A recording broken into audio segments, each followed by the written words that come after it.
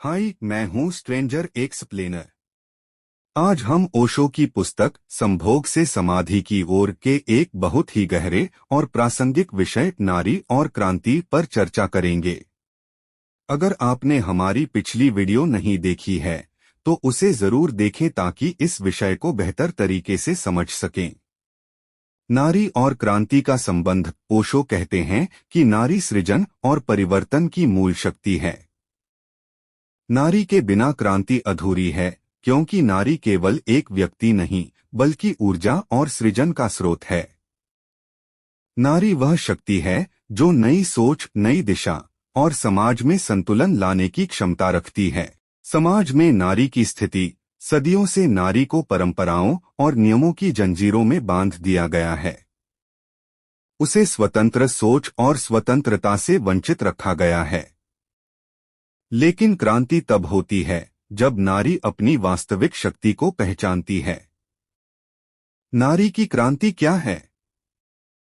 एक, स्वयं की पहचान। नारी की असली क्रांति तब शुरू होती है जब वह अपनी आत्मा, अपनी इच्छाओं और अपनी स्वतंत्रता को समझती है। दो, समाज में योगदान। नारी केवल परिवार या समाज की जिम्मेदारियों तक सीमित नहीं है, वह हर क्षेत्र में अपनी ताकत और रचनात्मकता दिखा सकती है। तीन, पुरुष और नारी का संतुलन। ओशो कहते हैं कि क्रांति का मतलब पुरुष और नारी के बीच संतुलन बनाना है। जब दोनों मिलकर काम करते हैं तो समाज में वास्तविक परिवर्तन संभव है। ओशो का नजरिया। ओशो के अनुसार नारी की क्रांति केवल बाहरी स्वतंत्रता पाने तक सीमित नहीं है, यह आंतरिक स्वतंत्रता और जागरूकता का आंदोलन है। यह समाज में बदलाव लाने के साथ साथ आत्मा को जागरूक करने की प्रक्रिया है। नारी और समाधि। ओशो कहते हैं कि नारी में समाधि का अनुभव करने की प्राकृतिक क्षमता है। उसकी ऊर्जा, उसका प्रेम और उसकी संवेदनशीलता उसे आध्यात्मिक ऊंचाइयों तक ले जा सकती है। लेकिन यह तभी संभव है जब वह अपनी आंतरिक शक्ति को पहचाने। 13वां प्रवचन, नारी और क्रांति। संभोग में समाधि की ओर। मेरे प्रिय आत्मन, व्यक्तियों में ही, मनुष्यों में ही स्त्री और पुरुष नहीं होते हैं, पशुओं में भी, पक्षियों में भी। लेकिन एक और भी नई बात आपसे कहना चाहता हूँ, शून्य देशों में भी स्त्री और पुरुष देश होते हैं। भारत एक स्त्री देश है और स्त्री देश रहा है। भारत की पूरी मनःस्थिति स्वर्ण है। ठीक उसके उल्टे जर्मनी या अमेरिका जैसे देशों को पुरुष देश कहा जा सकता है। भारत की पूरी आत्मा नारी है और इसलिए ही भारत कभी भी आक्रामक नहीं हो पाया, पूरे इतिहास में आक्रामक नहीं बन पाया। इसीलिए भारत में हिंसा का कोई प्रभाव पैदा नहीं हो सका। भारत की पूरे विचार की कथा अहिंसा की कथा है।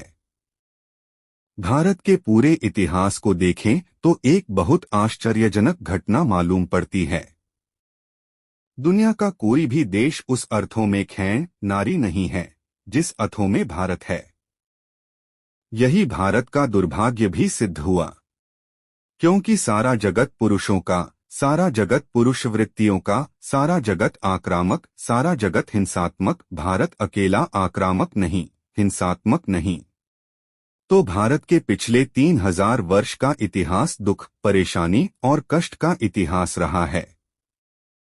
लेकिन यही तथ्य आने वाले भविष्य में सौभाग्य का कारण भी बन सकता है, क्योंकि जिन देशों ने पुरुष के प्रभाव में विकास किया वे अपनी मरण घड़ी के निकट पहुंच गए हैं। पुरुष का चित्त आक्रमण का चित्त है, एग्रेशन। पुरुष का चित्त हिंसा का चित्त है, वायलेंस का। पश्चिम के जिन देशों ने पुरुष चित्त के अनुकूल विकास किया वे सारे देश धीरे धीरे युद्धों से गुजरकर अंतिम युद्ध, टोटल बार के करीब पहुंच गए हैं। अब कोई परिणति नहीं मालूम होती सिवाय इसके कि या तो वे टकराएं और टूट जाएं, नष्ट हो जाएं, और उनके साथ पुरुष ने जो सभ्यता खड़ी की है आज तक वह सारी की सारी नष्ट हो जाए। या दूसरा उपाय यह है कि इतिहास का चक्र घूमे और पुरुष की सभ्यता की कथा बंद हो और एक नया अध्याय शुरू हो, जो अध्याय स्त्री चित्त की सभ्यता का अध्याय होगा। इसे थोड़ा समझ लेना जरूरी है। इसे हम समझे तो हम मनुष्य चेतना के भीतर चलने वाले सबसे बड़े ऊहापोह से परिचित हो सकेंगे। नीत्शे जैसा व्यक्ति भारत में हम लाख कोशिश करें तो पैदा नहीं हो सकता है। नीत्शे जर्मनी में ही पैदा हो सकता है, और जर्मनी लाख उपाय करे तो भी गांधी और बुद्ध जैसे आदमी को पैदा करना जर्मनी के लिए असंभव है। गांधी और बुद्ध जैसे व्यक्ति भारत में ही पैदा हो सकते हैं। यह पैदा हो जाना आकस्मिक नहीं है, यह एक्सीडेंटल नहीं है। कोई व्यक्ति पैदा होता है, कोई विचारधारा पैदा होती है, पूरे देश के प्राणों के हजारों वर्षों के मंथन का परिणाम होता है। यह आश्चर्यजनक है कि भारत का आज तक का पूरा इतिहास भूलकर भी पुरुष का इतिहास नहीं रहा है, और इसीलिए भारत में विज्ञान का जन्म भी नहीं हो सका। विज्ञान एक पुरुष कर्म है। विज्ञान का अर्थ है प्रकृति पर विजय। विज्ञान का अर्थ है जो चारों तरफ फैला हुआ जगत है, उसको जीतना है। पुरुष का मन जीत में बहुत आतुर है। भारत ने प्रकृति को जीतने की कोई कोशिश नहीं की।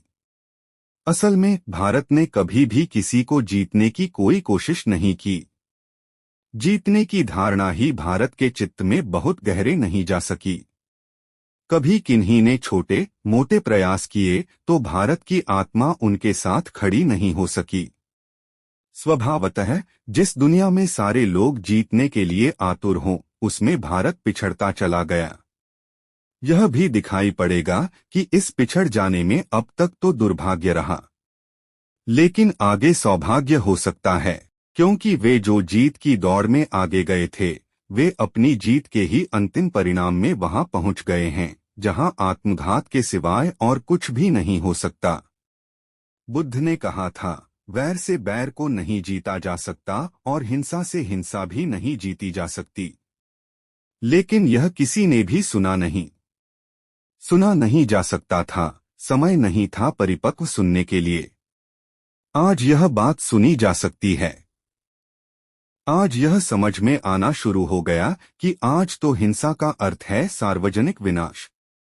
पिछले महायुद्ध में हिरोशिमा और नागासाकी पर जो एटम गिराया गया था, उस समय विचारशील लोगों ने सोचा था, इससे खतरनाक अस्त्र अब पैदा नहीं हो सकेगा। लेकिन 20 ही वर्षों में उन विचारशीलों को पता चला कि आज हिरोशिमा और नागासाकी में गिराए गए एटम बम बच्चों के खिलौने मालूम पड़ते हैं। इतने 20 वर्षों में हमने बड़े अस्त्र पैदा कर लिए। एक उद्जन बम 40,000 वर्ग मील में किसी तरह के जीवन को नहीं बचने देगा, और आज पृथ्वी पर 50,000 उद्जन बम तैयार हैं। ये 50,000 उद्जन बम जरूरत से ज्यादा हैं, सरप्लस हैं। अगर हम पूरी पृथ्वी को भी नष्ट करना चाहें तो थोड़े से बम से काम हो जाएगा, इतनों की जरूरत नहीं पड़ेगी। लेकिन राजनीतिज्ञ बहुत होशियार हैं। वे सोचते हैं कोई भूल चूक न हो जाए, इसलिए पूरा जरूरत से ज्यादा इंतजाम कर लेना उचित है। 50,000 उद्जन बम इस तरह की 7 पृथ्वियों को नष्ट करने के लिए काफी हैं। यह पृथ्वी बहुत छोटी है। या हम ऐसा समझ सकते हैं कि अभी मनुष्य जाति की कुल संख्या 3.5 अरब है। 25 अरब लोगों को मारने के लिए हमने इंतजाम कर लिया है। या हम ऐसा भी समझ सकते हैं कि अगर एक आदमी को 7 बार मारना पड़े तो हमारे पास सुविधा और व्यवस्था है। हालांकि आदमी एक ही बार में मर जाता है, दोबारा मारने की जरूरत नहीं पड़ती है। लेकिन भूल चूक न हो जाए, इसलिए इंतजाम कर लेना ठीक से उचित और जरूरी है। एक आदमी को 7 बार मारने के इंतजाम का अर्थ क्या है? प्रयोजन क्या है? यह क्या पागल दौड़ है? क्या मनुष्य जाति का मन विक्षिप्त हो गया है? मनुष्य जाति का मन निश्चित विक्षिप्त हो गया है, क्योंकि मनुष्य जाति का पूरा अब तक का विकास अकेले पुरुष का विकास है। पुरुष आधा है मनुष्य जाति का। आधी स्त्री का उस विकास में कोई भी हाथ नहीं है। इसलिए संतुलन खो गया है, बैलेंस खो गया है। यह दुनिया करीब करीब ऐसी है जैसे एक देश में स्त्रियां बिल्कुल न हो, सिर्फ पुरुष ही पुरुष रह जाएं, तो वह देश पागल हो जाएगा। ठीक इससे उल्टा भी हो जाएगा। अगर किसी देश में सिर्फ स्त्रियां ही स्त्रियां हों और पुरुष न हो, तो भी वह देश पागल हो जाएगा। स्त्री और पुरुष परिपूरक हैं। वे दोनों साथ हैं, तभी पूरे हैं। लेकिन सभ्यता के मामले में जो सभ्यता आज तक निर्मित हुई है, वह अकेले पुरुष की सभ्यता है। उसमें स्त्री का कोई योगदान नहीं है। स्त्री से कोई मांग भी नहीं की गई। स्त्री ने आगे बढ़कर योगदान किया भी नहीं। यह पुरुष की सभ्यता पागल होने के करीब आ गई है। एक छोटी सी कहानी से मैं समझाने की कोशिश करूं, जो मुझे बहुत प्रीति कर रही है। एक झूठी कहानी है। मैंने सुना है कि ईश्वर दूसरे महायुद्ध के बाद बहुत परेशान हो गया। ईश्वर तो तभी से परेशान है जब से उसने आदमी को बनाया। जब तक आदमी नहीं था, बड़ी शांति थी दुनिया में। जब से आदमी को बनाया, तब से ईश्वर बहुत परेशान है। सुना तो मैंने यह है कि तब से वह ठीक से सो नहीं सका है, बिना नींद की दवा लिए। सो भी नहीं सकता है। आदमी सोने दे तबा न आदमी खुद सोता है, न किसी और को सोने देता है। और इतने आदमी मिलकर ईश्वर को तो सोने कैसे देंगे? इसीलिए आदमी को बनाने के बाद ईश्वर ने फिर और कुछ नहीं बनाया। बनाने का काम ही बंद कर दिया। इतना घबरा गया होगा कि अब बस क्षमा चाहते हैं, अब आगे बनाना ठीक नहीं। दूसरे महायुद्ध के बाद वह घबरा गया होगा। ऐसे तो इतने युद्ध हुए हैं कि ईश्वर की छाती पर कितने घाव पड़े होंगे, कहना मुश्किल है। और सबसे बड़ा मजा तो यह है कि हर घाव पहुंचाने वाला ईश्वर की प्रार्थना करके ही घाव पहुंचाता है। और मजा तो यह है कि हर युद्ध करने वाला ईश्वर से प्रार्थना करता है कि हमें विजेता बनाना। चर्चा में घंटियां बजाई जाती हैं, मंदिरों में प्रार्थनाएं की जाती हैं युद्धों में जीतने के लिए। पोप आशीर्वाद देते हैं युद्धों में जीतने के लिए। ईश्वर की छाती पर जो घाव लगते होंगे, उन घावों का हिसाब लगाना मुश्किल है। 3000 साल के इतिहास में 15,000 युद्ध हुए हैं। और आगे का पीछे का इतिहास तो पता नहीं है। हम यह मान नहीं सकते कि उसके पहले आदमी नहीं लड़ता रहा होगा। लड़ता ही रहा होगा। जब 3000 वर्षों में 15,000 युद्ध करता है आदमी, प्रतिवर्ष 5 युद्ध करता है, तो ऐसा मानना बहुत मुश्किल है कि उसके पहले वह शांत रहा होगा। इतना ही है कि उसके पहले का इतिहास हमें ज्ञात नहीं। दूसरे महायुद्ध के बाद तो ईश्वर बहुत घबरा गया, क्योंकि पहले महायुद्ध में 3.5 करोड़ लोगों की हत्या हुई थी। दूसरे महायुद्ध में हत्या की संख्या 7.5 करोड़ पहुंच गई। क्या हो गया आदमी को? उसने दुनिया के 3 बड़े प्रतिनिधियों को अपने पास बुलाया, रूस को, अमेरिका को, ब्रिटेन को, और उनसे पूछा कि मैं तुम्हें वरदान देना चाहता हूं।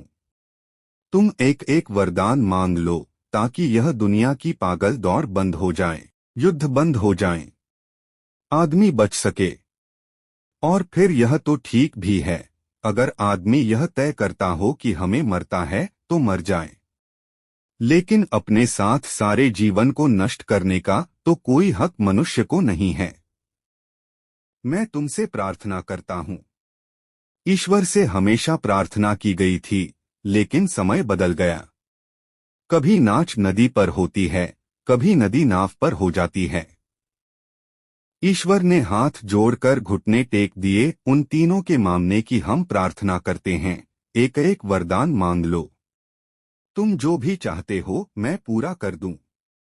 अमेरिका के प्रतिनिधि ने कहा, हे महाप्रभु, एक ही इच्छा है हमारी, वह पूरी हो जाए, फिर दुनिया में कभी युद्ध नहीं होगा। रूस जमीन पर न बचे, उसका कोई निशान न रह जाए जमीन पर, इतना हम चाहते हैं। और हमारी कोई आकांक्षा नहीं। ईश्वर ने घबराकर रूस की तरफ देखा। जब अमेरिका यह कहता हो धार्मिक देश, तो रूस क्या कहेगा? रूस ने कहा, महाशय, या हो सकता है कहा हो, कामरेड, क्षमा करें, पहले तो मैं विश्वास नहीं करता कि आप हैं। कैपिटल पढ़ी है कार्ल मार्क्स की। कम्युनिस्ट मैनिफेस्टो पढ़ा है एंजल्स और मार्क्स का। कितने जमाने पहले खबर कर दी उन्होंने कि भगवान नहीं है, और 1917 से रूस के गिरजों से आपको निकाल बाहर किया है। आप अब नहीं हैं। मुझे शक होता है कि या तो मैं वोदका शराब ज्यादा पी गया हूं, इसलिए आप दिखाई पड़ रहे हैं, और या यह भी हो सकता है कि मैं कोई सपना देख रहा हूं। लेकिन बड़ा आश्चर्यजनक कि सोवियत भूमि पर ऐसा धार्मिक सपना कैसे संभव हो पाता है। अगर सरकार को पता लग गया कि ऐसे धार्मिक सपने भी आदमी देखते हैं, तो सपने देखने पर भी पाबंदी हो जाएगी। सपने देखने की स्वतंत्रता नहीं दी जा सकती आदमी को। गलत सपने देखने की स्वतंत्रता दी जा सकती है। रूस में नहीं दी जा सकती, चीन में नहीं दी जा सकती। लेकिन फिर भी मैं आपसे यह कहता हूं कि हो सकता है आप हों। एक सबूत दे दें अपने होने का, तो हम आपकी पूजा फिर शुरू कर देंगे। दिए जलेंगे, धूप जलेगी, मंदिरों में पूजा होगी, घंटियां बजेंगी। एक इच्छा पूरी कर दें। एक ही इच्छा है हमारी दुनिया का नक्शा हो, लेकिन अमेरिका के लिए कोई रंगरेखा उस नक्शे पर हम नहीं चाहते। और घबराए मत, क्योंकि ईश्वर घबरा गया होगा। घबराए मत। अगर आप न कर सकें तो फिक्र मत करें, हमने खुद यह काम करने का पूरा इंतजाम कर लिया है। हम खुद भी कर लेंगे। हम आपके भरोसे पर नहीं कर रहे हैं यह इंतजाम अपने पैरों पर किया है। और हमें इसकी भी कोई चिंता नहीं है कि अमेरिका को मिटाने में हम मिट जाएंगे। हम मिट जाएं उसकी फिक्र नहीं, लेकिन अमेरिका नहीं रहना चाहिए, यह हमारा कष्ट है। ईश्वर ने बहुत घबराकर ब्रिटेन की तरफ देखा, और ब्रिटेन ने जो कहा वह ध्यान से सुन लेना। ब्रिटेन ने कहा, हे परम पिता, चरणों पर सिर रख दिया और कहा, हमारी कोई आकांक्षा नहीं, इन दोनों की आकांक्षाएं एक साथ पूरी कर दी जाएं। हमारी आकांक्षा पूरी हो जाएगी। यह हमें हंसने जैसा मालूम होता है, लेकिन किस पर हंसते हैं हम? ब्रिटेन पर, अमेरिका पर, रूस पर, भगवान पर? किस पर हंसते हैं? या कि अपने पर, या कि मनुष्य पर, या कि मनुष्यता पर? मनुष्य को क्या हुआ है? कौन सा रोग है उसके मन में? उसके प्राणों को कौन सी चीज खा रही है कि मिटाना मिटाना? यही इसके प्राणों की पुकार बन गई है, मृत्यु और मृत्यु। पुरुष जीतना चाहता है, और जीत उसको एक ही तरह सूझती है, मारने से, मृत्यु से, मिटाने से। पुरुष को सूझता ही नहीं कि मिटाने के अलावा भी कोई जीत होती है। उसे यह पता ही नहीं है कि मिटाकर कभी कोई जीता ही नहीं है। एक और जीत भी होती है जो मिटाने से नहीं आती। उसे यह पता ही नहीं है कि एक और जीत भी होती है जो हार जाने से आती है। यह पुरुष को पता ही नहीं है। एक ऐसी जीत भी हो सकती है जो उसको मिलती है, जो हार जाता है, जो लड़ता ही नहीं। इसका पुरुष को कोई भी पता नहीं। उसे पता हो भी नहीं सकता। उसके चित्त की पूरी प्रकृति एग्रेसिव है, आक्रामक है।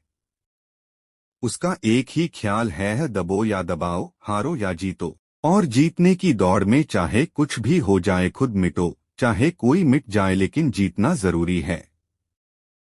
लेकिन जीतना किस लिए जरूरी है? जीतना जीने के लिए जरूरी है, और जीतने में मौत लानी पड़ती है, और जीना मुश्किल हो जाता है। अजीब चक्कर है। जीतना जीने के लिए जरूरी मालूम पड़ता है, और जीतने में मौत आती है, और जीना मुश्किल हो जाता है।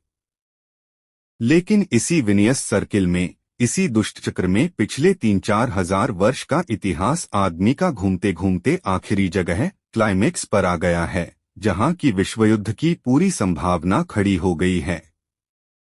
या तो विश्वयुद्ध होगा और सारी मनुष्यता समाप्त होगी, और या फिर अब तक मनुष्य जाति के दूसरे हिस्से ने कोई भी कंट्रीब्यूशन, कोई भी मनुष्य की सभ्यता को निर्माण करने में, मनुष्य को जीने में सहयोग देने में, जो आधी दुनिया अब तक चुपचाप खड़ी रही है, उसे कुछ करना पड़ेगा। और एक नई सभ्यता को जो पुरुष प्रधान न हो, एक नई सभ्यता को जो भी के हृदय और स्त्री के गुणों पर खड़ी होती हो, उसको जन्म देना पड़ेगा। नीत्थे ने बहुत क्रोध से यह बात लिखी है कि मैं बुद्ध को और क्राइस्ट को सौर मानता हूँ, वुमेनिश मानता हूँ। यह उसने गाली दी है बुद्ध को और क्राइस्ट को। अगर वह गांधी को जानता होता तो वह गांधी के बाबत भी यही कहता कि ये तीनों के तीनों आदमी ठीक अर्थों में पुरुष नहीं हैं। और उसने यह सोचा होगा कि किसी पुरुष को स्त्री कह देने से और बड़ी गाली क्या हो सकती है। लेकिन पुरुष होना ही आज वह जो पुरुष की आज तक की प्रकृति रही है, उसमें होना आज संकट क्राइसिस पैदा कर दिया है। और आज खोजबीन करनी जरूरी है कि स्त्री के चित्त से क्या सभ्यता का आधार, मूल आधार रखा जा सकता है। क्या यह हो सकता है कि हम दूसरी तरफ भी देखें और ध्यान करें कि क्या उस तरफ से भी जीवन की नई दिशाएं, विकास के नए स्रोत, मनुष्यता का एक नया इतिहास रचा जा सकता है। मुझे लगता है कि रचा जा सकता है। और अगर नहीं रचा जा सकता तो फिर पुरुष के हाथ में अब आगे कोई भविष्य नहीं है, वह अपने अंतिम चरण क्षण पर आ गया है। लेकिन खियों को कोई ख्याल नहीं है। या तो स्त्रियां गुलाम हैं पुरुष की, और या स्त्रियां नंबर 2 के पुरुष बनने की कोशिश में संलग्न हैं। दोनों ही हालतें बुरी हैं और स्लेवरी की हैं, गुलामी की हैं। भारत जैसे मुल्कों में स्त्रियों की अपनी कोई आवाज नहीं, अपनी कोई आत्मा भी नहीं। भारत में बी का अपना कोई व्यक्तित्व नहीं, उसकी कोई पुकार नहीं, उसका कोई होना नहीं, वह न होने के बराबर है। हालांकि पूरे देश का विचार कभी भी पुरुष चित्त के अनुकूल नहीं रहा, क्योंकि भारत को जिन लोगों ने प्रभावित किया, उन्होंने जीवन के बहुत कोमल गुणों पर जोर दिया। बुद्ध ने करुणा पर, महावीर ने अहिंसा पर। उन्होंने जोर दिया जीवन के प्रेम तत्व पर। लेकिन उनकी आवाज गूंजकर खोती रही। लेकिन यह किसी को ख्याल नहीं आया कि यह आवाज अगर स्त्रियां पकड़ लेंगी तो ही सफल हो सकती है, अन्यथा यह आवाज सफल नहीं हो सकती। अगर पुरुष प्रेम की बात भी करेगा तो अहिंसा से आगे नहीं जा सकता। और इसे थोड़ा समझ लेना। अहिंसा का मतलब होता है हम हिंसा नहीं करेंगे। यह निगेटिव बात है। हम किसी को चोट नहीं पहुंचाएंगे। अहिंसा से आगे पुरुष का जाना मुश्किल है। वह या तो हिंसा कर सकता है या अहिंसा कर सकता है, लेकिन प्रेम का उसे सूझता ही नहीं। प्रेम पॉजिटिव बात है। अहिंसा का मतलब है हम दूसरे को दुख नहीं पहुंचाएंगे। एक बात है कि हम दूसरे को दुख पहुंचाएंगे, यही हमारे जीवन का सूत्र होगा। चाहे दूसरे को कितना ही दुख पहुंचे, हम अपना सुख पाएंगे, यही जीवन की आधारशिला होगी। एक सूत्र तो यह है पुरुष का। फिर पुरुष अगर बहुत ही सोच समझ और विचार का उपयोग करता है तो वह इसके उल्टे सूत्र पर पहुंचता है। वह कहता है हम दूसरे को दुख नहीं पहुंचाएंगे। लेकिन स्त्री का चित्त अहिंसा से राजी नहीं हो सकता। स्त्री का चित्त कहता है प्रेम। प्रेम का अर्थ है हम दूसरे को सुख पहुंचाएंगे। इसलिए अहिंसा ठीक अर्थों में हिंसा का विरोध नहीं है, सिर्फ हिंसा का अभाव है। हिंसा का ठीक विरोध प्रेम है, क्योंकि हिंसा कहती है हम दूसरे को दुख पहुंचाएंगे, यही हमारे मुख का मार्ग है। प्रेम कहता है हम दूसरे को सुख पहुंचाएंगे, यही हमारे सुख का मार्ग है। और अहिंसा बीच में है, अहिंसा कहती है हम दूसरे को दुख नहीं पहुंचाएंगे। अहिंसा बहुत इम्पोर्टेंट है। अहिंसा बीच में अटक जाती है, बहुत आगे नहीं जाती। वह पुरुष को हिंसा करने से रोक लेती है, लेकिन प्रेम करने तक नहीं पहुंचाती। तो हिंदुस्तान ने अहिंसा की तो बात की, लेकिन चूंकि पुरुषों ने बात की थी, वह भी बहुत थी कि वे अहिंसा तक की बात कर सके। पश्चिम के पुरुषों से उन्होंने एक कदम बहुत आगे उठाया, स्त्री के हृदय की तरफ एक कदम आगे बढ़ाया। लेकिन आखिर पुरुष कितने दूर जा सकते हैं? वह बात अहिंसा पर आकर अटक गई। और मैंने ऐसा अनुभव किया है कि अगर पुरुष अहिंसा की भी बात करे तो बहुत जल्दी उसकी अहिंसा में भी हिंसा शुरू हो जाती है। अगर पुरुष सत्याग्रह भी करेगा, अगर पुरुष अनशन भी करेगा, तो वह अनशन भी दूसरे की गर्दन दबाने के उपाय की तरह करेगा। वह भी प्रेशर, वह भी दबाव होगा, वह भी जबरदस्ती होगी। अगर 10 आदमी अनशन करेंगे किसी काम के लिए, तो वे धमकी दे रहे हैं कि हम मर जाएंगे, नहीं तो हमारी बात मानो। यह धमकी बहुत हिंसापूर्ण है। यह धमकी अहिंसक नहीं है, यह बहुत हिंसापूर्ण है। अहिंसा का भी हिंसात्मक उपयोग है यह। अहिंसक अनशन कर दिया कि मुझसे विवाह करो, अन्यथा मैं भूखा मर जाऊंगा। मैंने सुना है कि ऐसा ही एक युवक एक युवती को प्रेम करता था। उसने जाकर उसके घर के सामने, उस घर के लोग घबरा गए, क्योंकि अगर वह छुरा लेकर आता तो पुलिस में खबर कर देते। वह छुरा लेकर नहीं आया था, वह धमकी देकर आया था कि मैं मर जाऊंगा। उसने बोरिया बिस्तर लगाकर द्वार के सामने बैठ गया। गांव में उसका प्रचार करने वाले लोग मिल गए। बेवकूफों का प्रचार करने वालों की कोई कमी नहीं है। उन्होंने जाकर गांव भर में खबर कर दी कि एक अहिंसक आंदोलन हो रहा है। एक युवक ने अपने प्राण बाजी पर लगा दिए हैं। सारे गांव की सहानुभूति उस युवक के साथ होने लगी। जो भी मरता हो, उसके साथ सहानुभूति स्वाभाविक हो जाती है। घर के लोग बहुत घबरा गए। उन्होंने कहा, हम क्या करें? यह तो बड़ी मुसीबत हो गई। तो घर के लोगों को किसी परिचित ने सलाह दी कि गांव में एक और भी अहिंसक सत्याग्रह करने वाला अनुभवी व्यक्ति है, तुम उससे जाकर पूछो। उन्होंने जाकर सलाह ली। उसने कहा, घबराओ मत, हर चीज का उपाय है। अहिंसात्मक धमकी का उपाय अहिंसात्मक ढंग से दिया जा सकता है। मैं रात आ जाऊंगा, घबराओ मत। वह रात एक बूढ़ी औरत को लेकर वहां पहुंच गया, और उस बूढ़ी औरत ने जाकर अपना बिस्तर लगा दिया और उस युवक से कहा कि मेरे हृदय में तेरे लिए भारी प्रेम का उदय हुआ है। मैं मर जाऊंगी अगर तूने मुझसे विवाह नहीं किया। मैं अनशन शुरू करती हूं। यह आमरण अनशन है। उस युवक ने सुना और अपना पेटी बिस्तर लेकर वह रात भाग गया। स्वाभाविक है, इस देश में यह हो रहा है। अहिंसा के नाम पर यही हो रहा है। हर आदमी अहिंसा के नाम पर हिंसा की धमकी देता है।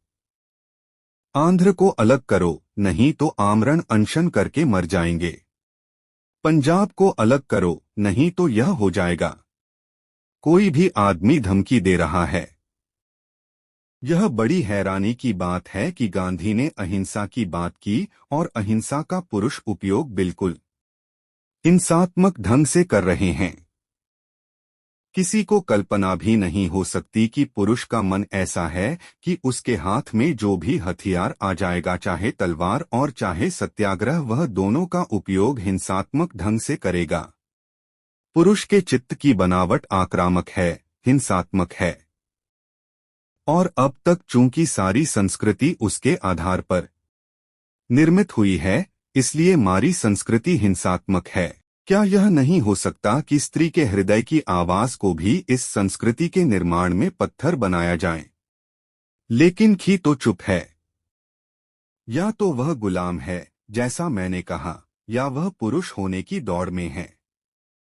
पूरब की स्त्री गुलाम है।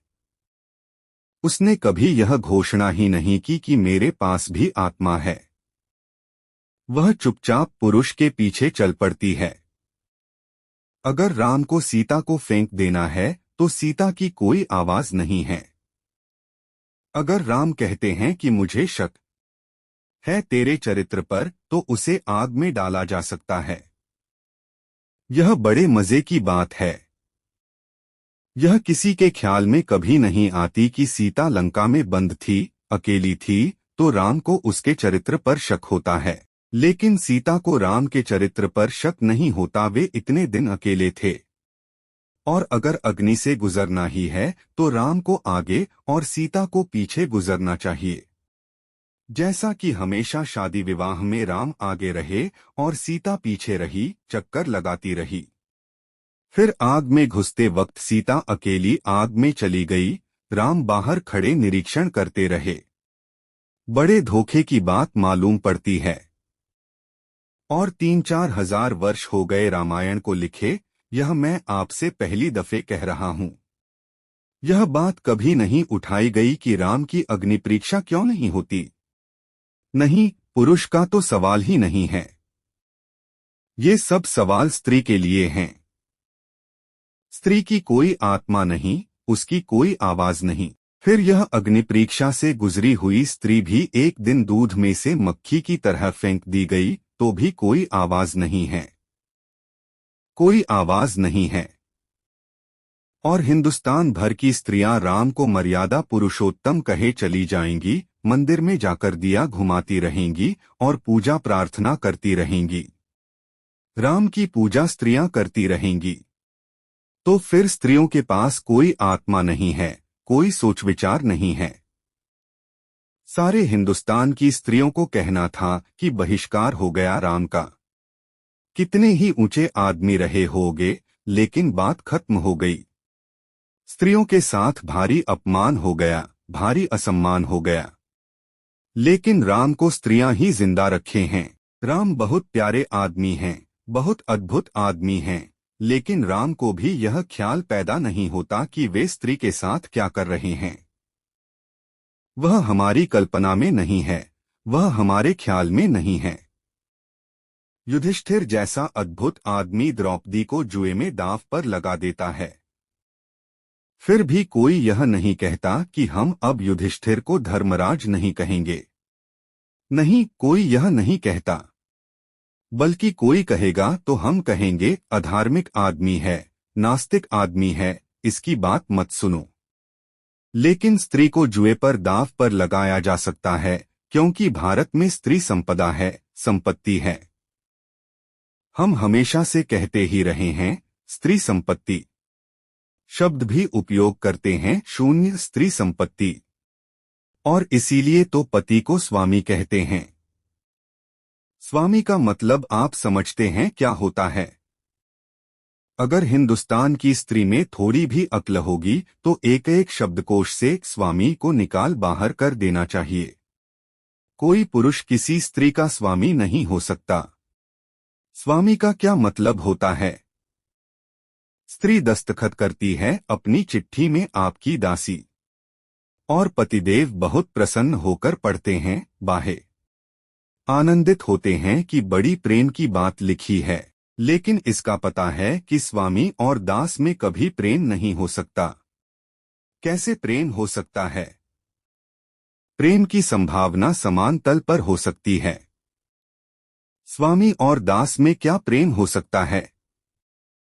इसलिए हिंदुस्तान में प्रेम की संभावना ही समाप्त हो गई है। हिंदुस्तान में स्त्री पुरुष साथ रह रहे हैं और उस साथ रहने को प्रेम समझ रहे हैं। वह प्रेम नहीं है। हिंदुस्तान में प्रेम का सरासर धोखा है। साथ रहना भर प्रेम नहीं है। किसी तरह कलह करके 24 घंटे सुजार देना प्रेम नहीं है। जिंदगी गुजार देनी प्रेम नहीं है। प्रेम की पुलक और है। प्रेम की प्रार्थना और है। प्रेम की सुगंध और है। प्रेम का संगीत और है, लेकिन वह कहीं भी नहीं है। असल में गुलाम में और दास में और मालिक में और स्वामी में कोई प्रेम नहीं हो सकता है। लेकिन हमारे ख्याल में नहीं है यह बात कि पूरब की स्त्री ने, विशेषकर भारत की स्त्री ने, अपनी आत्मा का अधिकार ही स्वीकार नहीं किया है, आत्मा की आवाज भी नहीं दी है। उसने हिम्मत भी नहीं जुटाई कि वह कह सके मैं भी हूं। अब स्त्री को शादी करके ले आते हैं एक सज्जन। अगर उनका नाम कृष्णचंद्र मेहता है तो उनकी पत्री मिसेस कृष्णचंद्र मेहता हो जाती है। लेकिन कभी उससे उल्टा देखा कि इंदुमती मेहता को एक सज्जन प्रेम करके विवाह कर लाए हों और उनका नाम मिस्टर इंदुमती मेहता हो जाए? वह नहीं हो सकता। लेकिन क्यों नहीं हो सकता? नहीं, वह नहीं हो सकता क्योंकि हमारी यह सिर्फ व्यवहार की बात नहीं है, उसके पीछे पूरा हमारे जीवन को देखने का ढंग छिपा हुआ है। स्त्री पुरुष के पीछे आकर पुरुष का अंग हो जाती है तो वह मिसेस हो जाती है, लेकिन पुरुष स्त्री का अंग नहीं होता। स्त्री पुरुष का आधा अंग है, लेकिन पुरुष स्त्री का अंग नहीं है। इसलिए पुरुष मरता है तो स्त्री को सती होना चाहिए, आग में जल जाना चाहिए। वह उसका अंग है, उसको बचने का हक कहाँ है?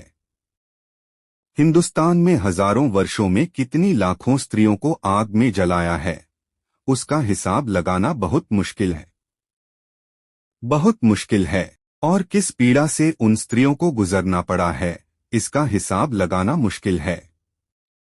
फिर भी बड़ी कृपा थी जो आग में जल गईं उन स्त्रियों के लिए।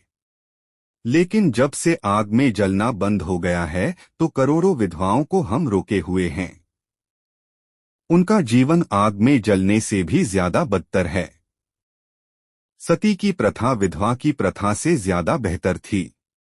आदमी एक बार में मर जाता है, खत्म हो जाता है। आखिर एक बार में मरना फिर भी बहुत दयापूर्ण है, बजाय 40-50 साल धीरे धीरे मरने के, अपमानित होने के। और जिंदगी में जहां प्रेम की कोई संभावना न रह जाए, उस जीवन को जीवित कहने का क्या अर्थ है? और यह ध्यान रहे कि पुरुष के लिए प्रेम 24 घंटे में आधी घड़ी, घड़ी भर की बात है। उसके लिए और बहुत काम हैं। प्रेम भी एक काम है।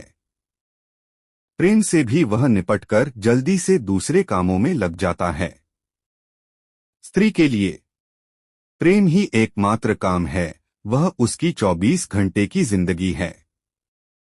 वह और कामों में एक काम नहीं है, प्रेम ही एकमात्र काम है। और सारे काम उसी प्रेम से निकलते हैं और पैदा होते हैं। तो अगर पुरुष को विधुर रखा जाए तो उतना टार्चर नहीं है, वह जितना खी को विधवा रखना अत्याचार है, क्योंकि उसकी 24 घंटे प्रेम की जिंदगी है। प्रेम गया कि उसकी जिंदगी में फिर कुछ भी नहीं रह गया, और दूसरे प्रेम की कोई संभावना समाज छोड़ता नहीं। लेकिन हजारों साल तक हम उसको जलाते रहे और कभी किसी ने न सोचा। और अगर कोई पूछता था कि स्त्रियों को क्यों जलना चाहिए आग में, तो पुरुष कहते कि उसका प्रेम है, वही जी नहीं सकती पुरुष के बिना। लेकिन किसी पुरुष को प्रेम नहीं था इस मुल्क में कि वह किसी स्त्री के लिए सती हो जाता। वह सवाल नहीं है, वह सवाल नहीं है, वह सवाल ही नहीं उठाना चाहिए। क्योंकि सारे धर्मग्रंथ पुरुष लिखते हैं, अपने हिसाब से लिखते हैं, अपने स्वार्थ से लिखते हैं। स्त्रियों का लिखा हुआ न कोई धर्मग्रंथ है, न स्त्रियों का कोई मनु है, न स्त्रियों का कोई याज्ञवल्क्य है।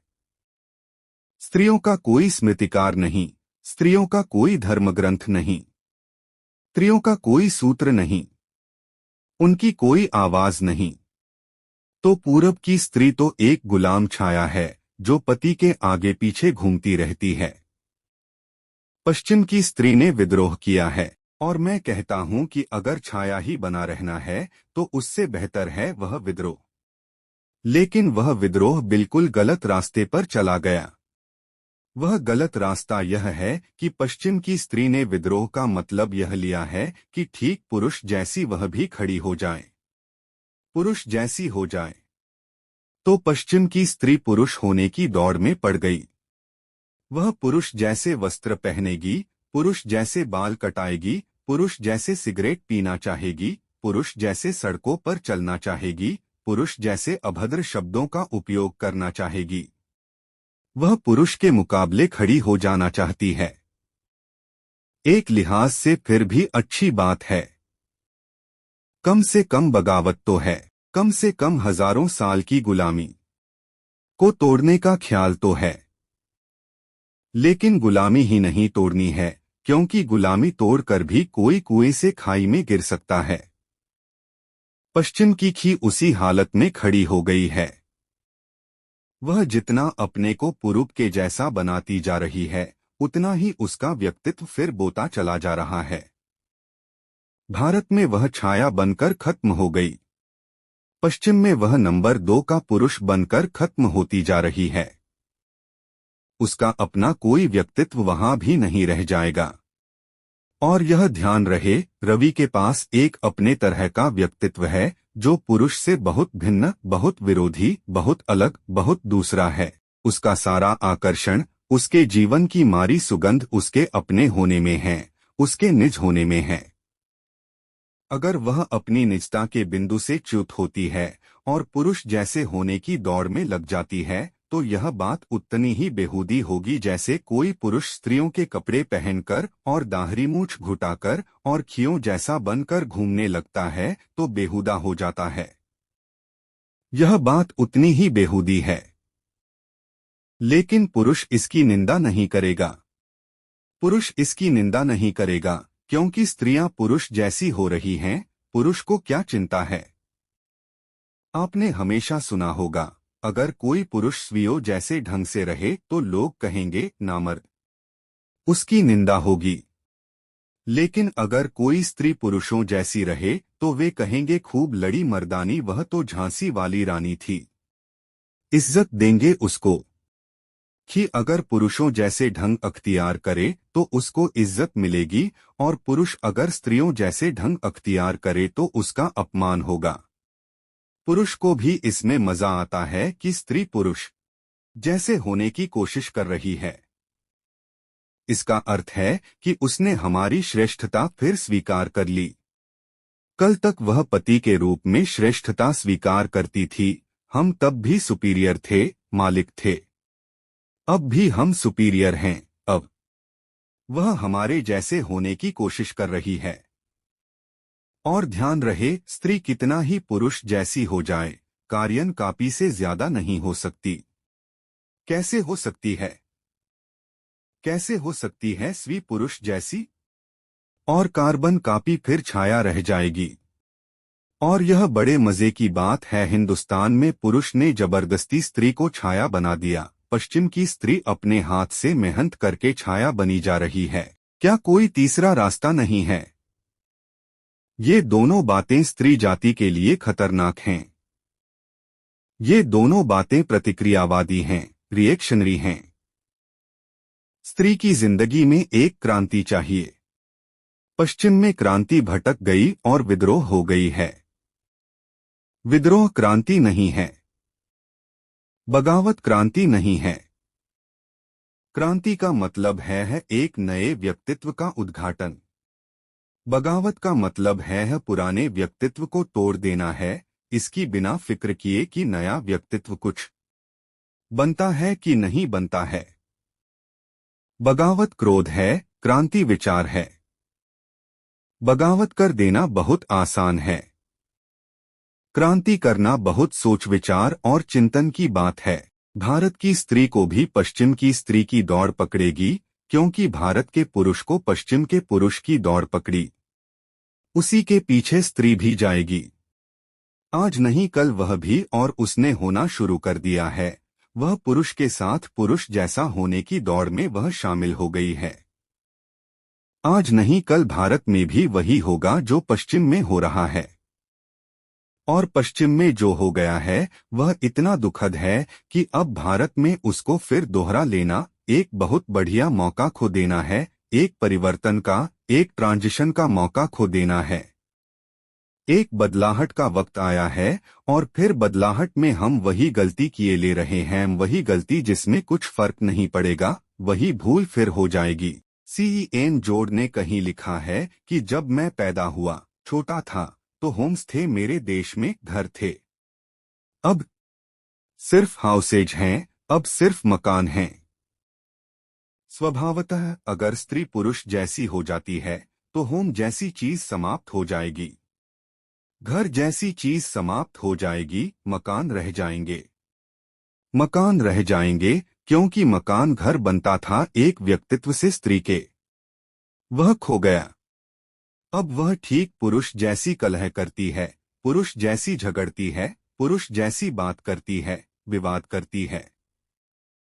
वह सब ठीक पुरुष जैसा कर रही है, लेकिन उसे पता नहीं है कि उसकी आत्मा कभी भी यह करके तृप्त नहीं हो सकती, क्योंकि आत्मा तृप्त होती है वही होकर जो होने को आदमी पैदा हुआ है।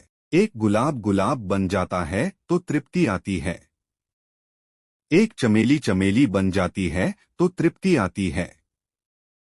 वह तृप्ति फ्लावरिंग की है। जो हमारे भीतर छिपा है वह खिल जाए, पूरा खिल जाए तो आनंद उपलब्ध होता है। स्त्री आज तक कभी भी आनंदित नहीं रही, न पूरब के मुल्कों में न पश्चिम के मुल्कों में। पूरब के मुल्कों में वह गुलाम थी, इसलिए आनंदित नहीं हो सकी, क्योंकि कोई आनंद बिना स्वतंत्रता के कभी उपलब्ध नहीं होता है। सारे आनंद के फूल स्वतंत्रता के आकाश में खिलते हैं।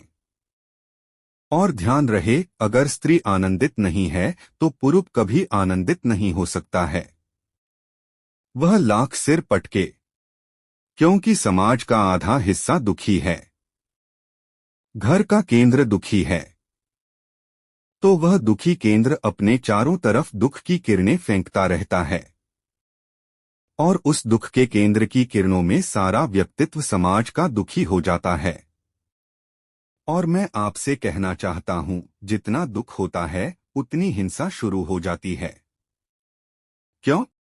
क्योंकि दुखी आदमी दूसरे को दुखी करने को आतुर हो जाता है। दुखी आदमी फिर किसी को मुखी नहीं देखना चाहता। दुखी आदमी चाहता है दूसरे को दुख दो। दुखी आदमी का एक ही सुख होता है, दूसरे को दुख देने का मुख। स्त्री के दुख ने सारे समाज के जीवन को दुख की छाया से भर दिया है। स्त्री आनंदित हो सकती है मुक्त होकर, लेकिन पुरुष होकर नहीं।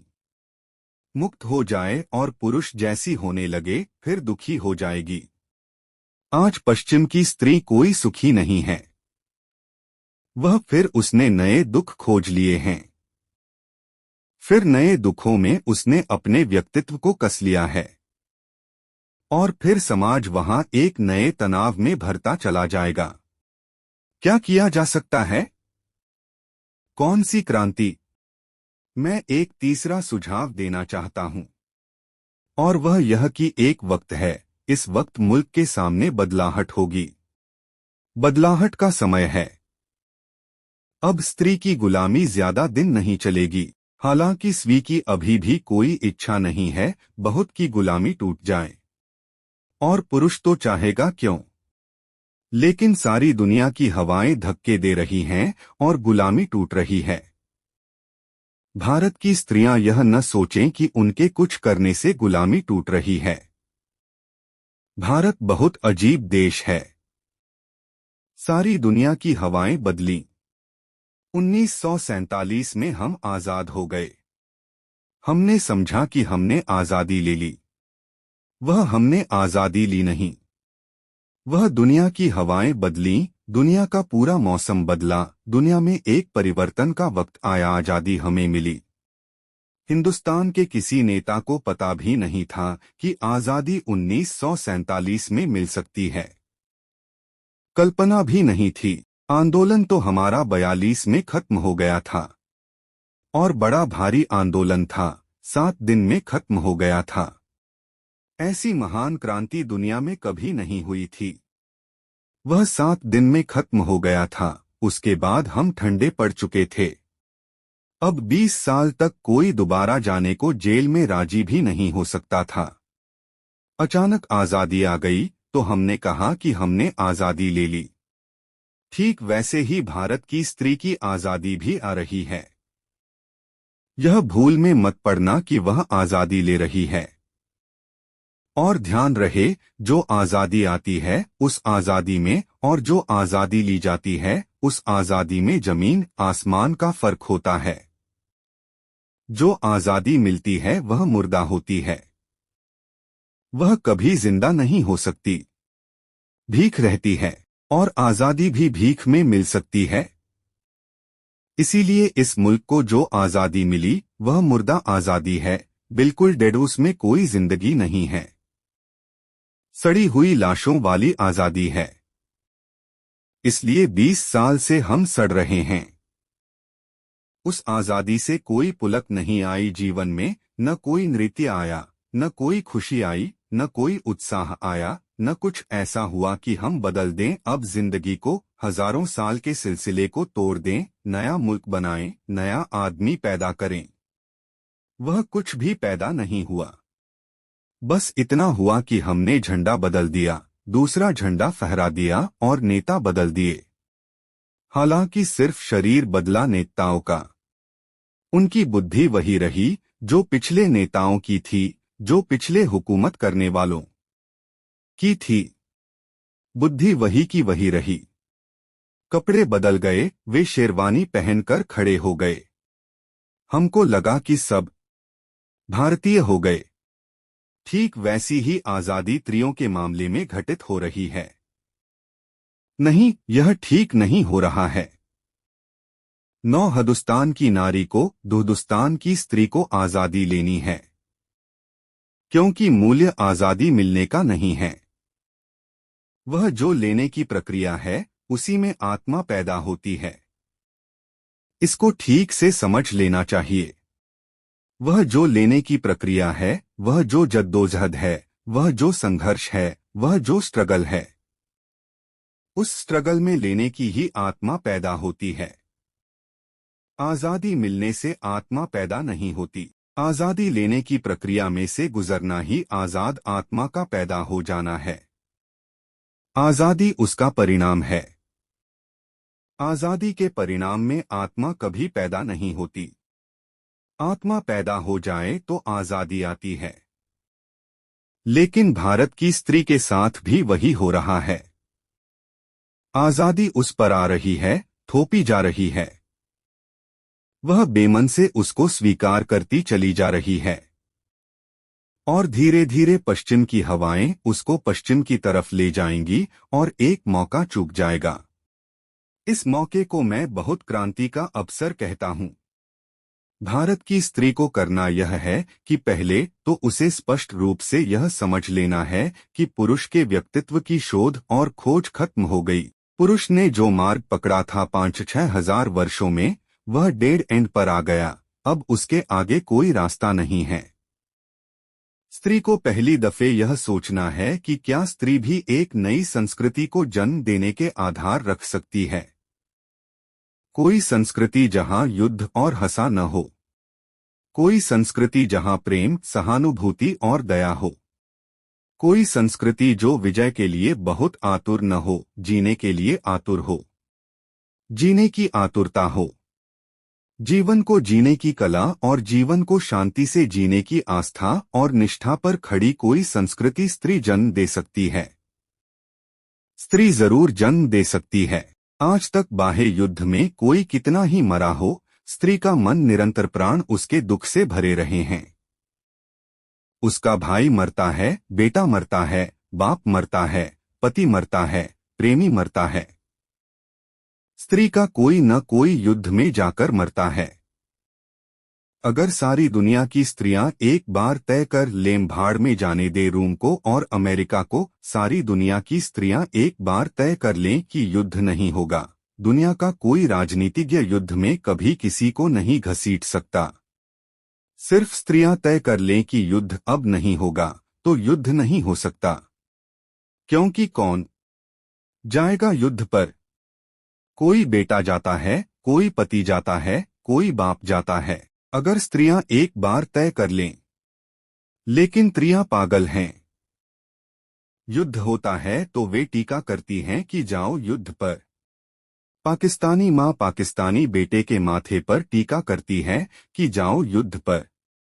नौ हिंदुस्तानी माँ हिंदुस्तानी बेटे के माथे पर टीका करती है कि जाओ बेटे युद्ध पर जाओ। पता चलता है कि स्त्री को कुछ पता नहीं कि क्या हो रहा है। वह पुरुष के पूरे जाल में सिर्फ एक खिलौना, हर जगह एक खिलौना बन जाती है। चाहे पाकिस्तानी बेटा मरता हो और चाहे हिंदुस्तानी, किसी माँ का बेटा मरता है, यह स्त्री को समझना होगा। और चाहे रूस का पति मरता हो और चाहे अमेरिका का, स्त्री को समझना होगा, उसका पति मरता है। और अगर सारी दुनिया की खियों को एक ख्याल पैदा हो जाए कि अब हमें अपने पति को, अपने बेटे को, अपने बाप को युद्ध पर नहीं भेजना है, तो फिर पुरुष की लाख कोशिश और राजनीतिज्ञों की हर चेष्टा व्यर्थ हो सकती है। युद्ध नहीं हो सकता है। और यह स्त्री की इतनी बड़ी शक्ति है, लेकिन उसने उसका कभी कोई उपयोग नहीं किया। उसने कभी कोई आवाज नहीं दी, उसने कभी कोई फिक्र नहीं की। वह आदमी ने, पुरुष ने जो रेखाएं खींची हैं राष्ट्रों की, उनको वह भी मान लेती है। प्रेम कोई रेखाएं नहीं मान सकता, हंसा रेखाएं मानती है। हम कहते हैं भारत माता। भारत माता जैसी कोई चीज दुनिया में नहीं है। अगर है भी कोई तो पृथ्वी माता जैसी कोई चीज हो सकती है। भारत माता पुरुष की ईजाद है। अपने हाथ से उसने कीलें ठोंक कर झंडे गाड़ लिए हैं और कहा है कि यह भारत अलग। लेकिन मुझे ऐसा लगता है कि स्त्री के मन में आज भी और हमेशा से कभी भी सीमा नहीं रही है, उस अर्थों में जिस अर्थों में पुरुष के मन में सीमा है। क्योंकि जहां भी प्रेम है, वहां सीमा नहीं होती। सारी दुनिया की स्त्रियों को एक तो बुनियादी यह ख्याल जाग जाना चाहिए कि हम एक नई संस्कृति को, एक नए समाज को, एक नई सभ्यता को जन्म दे सकते हैं, जो पुरुष के आधार हैं, उनके ठीक विपरीत आधार रखकर। भारत में यह बहुत सुविधा से हो सकता है। भारत में यह रूपांतरण बहुत आसानी से हो सकता है। तो पहली तो बात यह है कि दुनिया की स्त्रियों की एक शक्ति और एक आवाज और एक आत्मा निर्मित होनी चाहिए। और वह आवाज दो तरह की बगावत करे। पुरुष की सारी संस्कृति को कहे कि गलत, और वह गलत है, अधूरी है और खतरनाक है। दूसरी बात, स्त्री के मन में जो प्रेम है, उस प्रेम का भी पूरा विकास नहीं हो सका है। पुरुष ने उस पर भी दीवालें बांधी हैं। उस पर भी उसने कारागृह बड़ा किया है कि प्रेम की इतनी सीमा है, इससे आगे मत जाने देना। प्रेम से पुरुष बहुत भयभीत है। वह प्रेम पर 25 रुकावटें डालता है, कारागृह बनाता है। उन कारागृहों ने दुनिया में स्त्रियों के प्रेम को विकसित नहीं होने दिया, फैलने नहीं दिया है, उस सुगंध से दुनिया को भरने नहीं दिया। स्त्री को उस तरफ भी बगावत करनी जरूरी है कि वह कहे कि प्रेम पर सीमाएं हम तोड़ेंगे। प्रेम की कोई सीमा नहीं है और प्रेम की अपनी पवित्रता है। सारी सीमाएं उस पवित्रता को नष्ट करती हैं और गंदा करती हैं। उस सीमा को फैलाना है। उसकी सीमा बढ़नी चाहिए, फैलनी चाहिए। और अगर वह फैलती है तो जैसे पजेसिव पुरुष की एक प्रवृत्ति है पजेस करने की।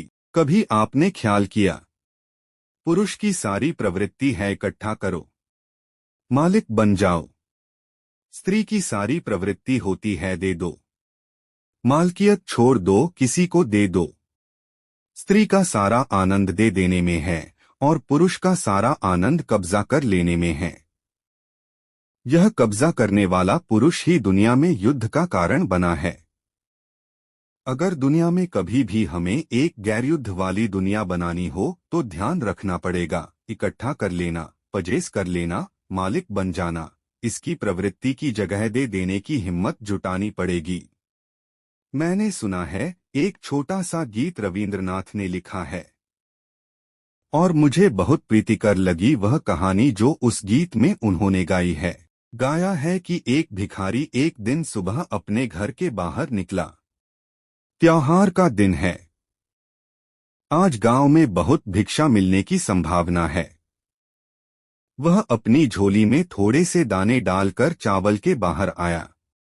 चावल के दाने उसने डाल लिए हैं अपनी झोली में, क्योंकि झोली अगर भरी दिखाई पड़े तो देने वाले को आसानी होती है, उसे लगता है कि किसी और ने भी दिया है। सब भिखारी अपने हाथ में पैसे घर से लेकर निकलते हैं ताकि देने वाले को संकोच मालूम पड़े कि नहीं दिया तो अपमानित हो जाऊंगा, और लोग दे चुके हैं।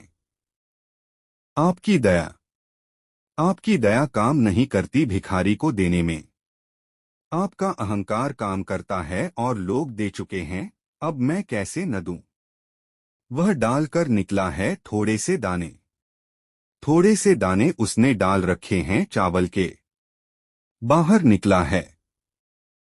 सूरज निकलने के करीब है। रास्ता सोया है। अभी लोग जाग रहे हैं। देखा है उसने राजा का रथ आ रहा है। स्वर्णरथ सूरज की रोशनी में चमकता हुआ। उसने कहा, धन्य भाग्य मेरे। भगवान को धन्यवाद। आज तक कभी राजा से भिक्षा नहीं मांग पाया, क्योंकि द्वारपाल बाहर से ही लौटा देते हैं। आज तो रास्ता रोक कर खड़ा हो जाऊंगा। आज तो झोली फैला दूंगा और कहूंगा, महाराज, पहली दफे ही भिक्षा मांगता हूं। फिर सम्राट तो भिक्षा देंगे तो वह कोई ऐसी भिक्षा तो न होगी। जन्म जन्म के लिए मेरे दुख पूरे हो जाएंगे। वह कल्पनाओं में खोकर खड़ा हो गया। रथ आ गया। वह भिखारी अपनी झोली खोले इससे पहले ही राजा नीचे उतर आया। राजा को देखकर भिखारी घबरा गया है और राजा ने अपनी झोली, अपना वस्त्र उस भिखारी के सामने कर दिया। तब तो वह बहुत घबरा गया। उसने कहा, आप और झोली फैलाते हैं? राजा ने कहा, ज्योतिषियों ने कहा है कि देश पर हमले का डर है, और अगर मैं जाकर आज राह पर भीख मांग लूं तो देश बच सकता है।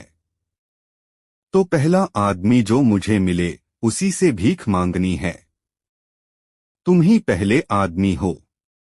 कृपा करो, कुछ दान दे दो। राष्ट्र बच जाए। उस भिखारी के तो प्राण निकल गए। उसने हमेशा मांगा था, दिया तो कभी भी नहीं था। देने की उसे कोई कल्पना ही नहीं थी। कैसे दिया जाता है इसका कोई अनुभव न था। सब मांगता था, बस मांगता था, और देने की बात आ गई तो उसके प्राण तो रुक ही गए। मिलने का तो सपना गिर ही गया। और देने की उल्टी बात। उसने झोली में हाथ डाला। मुट्ठी भर दाने हैं वहां। भरता है मुट्ठी, छोड़ देता है। हिम्मत नहीं होती कि दे दे। राजा ने कहा, कुछ तो दे दो। देश का ख्याल करो। ऐसा मत करना कि मना कर दो, अन्यथा बहुत हानि हो जाएगी। बामुश्किल, बहुत कठिनाई से एक दाना भर उसने निकाला और राजा के वस्त्र में डाल दिया। राजा रथ पर बैठा। रथ चला गया। धूल उड़ती रह गई, और साथ में दुख रह गया कि एक दाना अपने हाथ से आज देना पड़ा है। भिखारी का मन देने का नहीं होता। दिन भर भीख मांगी, बहुत भीख मिली, लेकिन चित्त में दुख वही बना रहा एक दाने का जो दिया था। कितना ही मिल जाए आदमी को, जो मिल जाता है उसका धन्यवाद नहीं होता। जो नहीं मिल पाया, जो छूट गया, जो नहीं है पास, उसकी पीड़ा होती है। लौटा सांझ दुखी। इतना कभी नहीं मिला था। झोला लाकर पटका। पत्री नाचने लगी। कहा, इतनी मिल गई भीख। उसने कहा, नाच मत पागल। तुझे पता नहीं एक दाना कम है जो अपने पास हो सकता था। फिर झोली खोली। सारे दाने गिर पड़े। फिर वह भिखारी छाती पीट कर रोने लगा। अब तक तो सिर्फ उदास था, अब रोने लगा। देखा कि दानों की उस कतार में, उस भीड़ में, उस देर में एक दाना सोने का हो गया है।